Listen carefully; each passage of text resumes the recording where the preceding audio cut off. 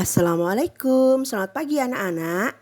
Hari ini kita akan mempelajari pelajaran bahasa Indonesia bab 2 buku Jendela Dunia dengan materi teks fiksi dan non-fiksi.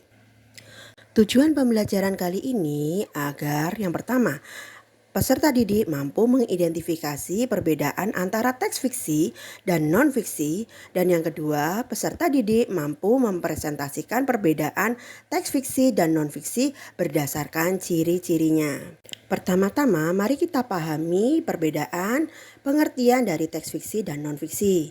Teks fiksi adalah jenis tulisan yang bersifat imajinatif dan tidak berdasarkan kenyataan. Cerita dalam teks fiksi diciptakan oleh pengarang untuk menghibur dan menyampaikan pesan. Sedangkan teks non-fiksi adalah jenis tulisan yang menyajikan informasi yang nyata dan berdasarkan fakta. Teks ini bertujuan untuk memberikan pengetahuan, informasi, atau analisis yang akurat. Ciri-ciri teks fiksi. Yang pertama, berdasarkan imajinasi atau hayalan. Cerita dalam teks fiksi adalah hasil dari imajinasi pengarang dan tidak sepenuhnya terjadi di dunia nyata. Meskipun terkadang terinspirasi dari kejadian nyata, cerita tersebut dipenuhi oleh unsur imajinatif. Yang kedua, memiliki unsur intrinsik. Teks fiksi mengandung unsur-unsur intrinsik seperti tema, tokoh, alur, latar, sudut pandang, dan amanat yang mendukung terbentuknya cerita.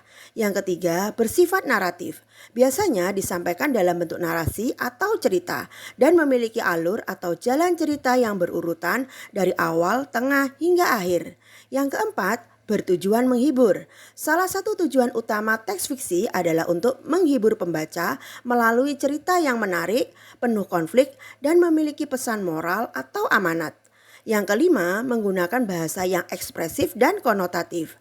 Gaya bahasa dalam teks fiksi lebih variatif, menggunakan banyak majas, simbol, menggunakan kalimat langsung, dan bahasa konotatif untuk memperkuat keindahan cerita. Contohnya adalah cerpen, novel, dongeng, mitos, legenda, dan berikutnya adalah ciri-ciri teks non-fiksi. Yang pertama, berdasarkan fakta atau kenyataan. Informasi yang disampaikan dalam teks non-fiksi bersifat faktual dan dapat diverifikasi kebenarannya. Teks ini berisi informasi yang nyata dan benar-benar terjadi di dunia. Yang kedua, memiliki struktur yang logis dan sistematis. Teks non-fiksi biasanya disusun dengan sistematis, dimulai dari pendahuluan, isi hingga penutup, dan diorganisir dengan logis agar mudah dipahami pembaca. Yang ketiga, bersifat informatif. Tujuan utama teks non-fiksi adalah memberikan informasi, pengetahuan, atau penjelasan mengenai suatu hal kepada pembaca. Tidak bertujuan menghibur, tetapi lebih menekankan aspek pendidikan dan informasi. Yang keempat, menggunakan bahasa denotatif. Bahasa yang digunakan cenderung lugas, objektif, dan sesuai dengan makna sebenarnya, tanpa menggunakan bahasa yang bersifat metaforis atau imajinatif. Yang kelima, menyertakan data dan referensi. Untuk mendukung informasi yang diberikan, teks non-fiksi seringkali menyertakan data, bukti, atau referensi yang valid. Contohnya adalah artikel ilmiah, esai, biografi, laporan, buku pelajaran, atau ensiklopedia, dan lain-lain. Perhatikan dua teks berikut. Kancil dan Gajah. Suatu hari, Kancil melihat gajah sedang duduk termenung di pinggir sungai. Gajah, kenapa lo murung gitu? Tanya Kancil penasaran. Gajah menghela nafas dengan panjang. Aduh Cil, gue kejebak di sini. Sungainya deras sekak banget. Gue takut nyebrang. Kancil tertawa kecil. Halah, menyeberang doang masa takut? Sini, gue tunjukin caranya. Dengan lincah, Kancil melompat-lompat melewati batu-batu di sungai dan gajah pun akhirnya tersenyum. Yah, lo emang kecil tapi otak lo gede banget, Cil. Teks kedua adalah Gajah Sumatera. Gajah Sumatera atau Elepas maximus sumatranus adalah salah satu subspesies gajah Asia yang hanya ditemukan di Pulau Sumatera, Indonesia. Hewan ini tergolong terancam punah karena habitatnya yang terus menyusut akibat deforestasi, pembukaan lahan, dan perburuan liar. Gajah Sumatera memiliki ukuran tubuh yang lebih kecil dibandingkan dengan gajah Asia lainnya, dengan berat rata-rata sekitar 2.000 hingga 4.000 kg dan tinggi mencapai 2 hingga 3 meter. Selain peran pentingnya dalam menjaga keseimbangan ekosistem hutan, gajah ini juga memiliki nilai budaya yang tinggi di Indonesia.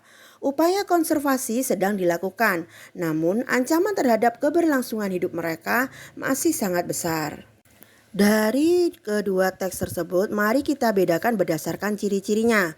Pada teks Kancil dan Gajah, yang pertama cerita berdasarkan imajinasi atau khayalan. Yang kedua memiliki unsur intrinsik dengan tema tolong-menolong dengan tokoh Kancil dan Gajah dan latar sungai. Yang ketiga bersifat naratif karena memiliki alur. Dan yang keempat bertujuan menghibur karena memiliki pesan untuk saling membantu. Dan yang kelima menggunakan kalimat langsung dan tidak baku.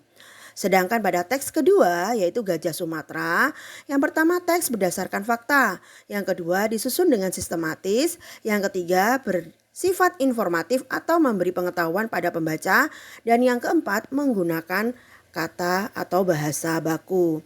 Maka dari ciri-ciri kedua teks tersebut dapat disimpulkan bahwa teks Kancil dan Gajah merupakan teks fiksi dan teks Gajah Sumatera merupakan teks non-fiksi.